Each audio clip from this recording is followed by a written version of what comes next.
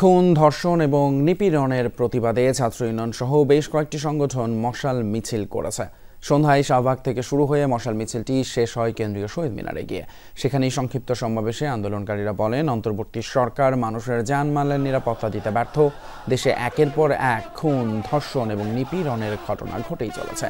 সাধারণ জনগণ এখন ভয়ের পরিবেশে বাস করছে। বিচারহীনতার সংস্কৃতিতে অপরাধ বেড়েছে উল্লেখ করে বক্তারা বলেন, সরকার পদক্ষেপ না নিলেও এসব ঘটনায় যারা প্রতিবাদ জানাচ্ছে তাদের উপর পুলিশি হামলা করা হচ্ছে। দায় নিয়ে অবিলম্বে স্বরাষ্ট্র উপদেষ্টার পদত্যাগ করার দাবি জানান তারা। যতদিন পর্যন্ত এগুলোর কোনো বিচার না হবে, তাদেরকে বিচারের কাঠগড়ায় না আনা হবে, এই সাম্প্রদায়িক উস্কানি বন্ধ না করা হবে, ততদিন পর্যন্ত শেষ হবে না। বাংলাদেশের প্রত্যেকটি জায়গায় সরকারিভাবে আমরা সেই জিরো টলারেন্স দেখতে চাই।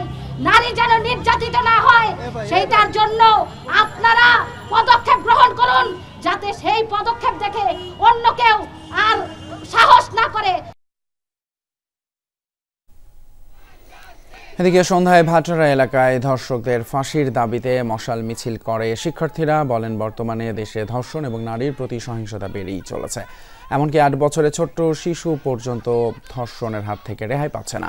অন্তর্বর্তী সরকারের কাছে ধর্ষকদের ফাঁসির দাবি জানান তারা। বলেন, সরকার ধর্ষকদের শাস্তি দিতে ব্যর্থ হলে জুলাইয়ের মতো আন্দোলন গড়ে তুলবে শিক্ষার্থীরা।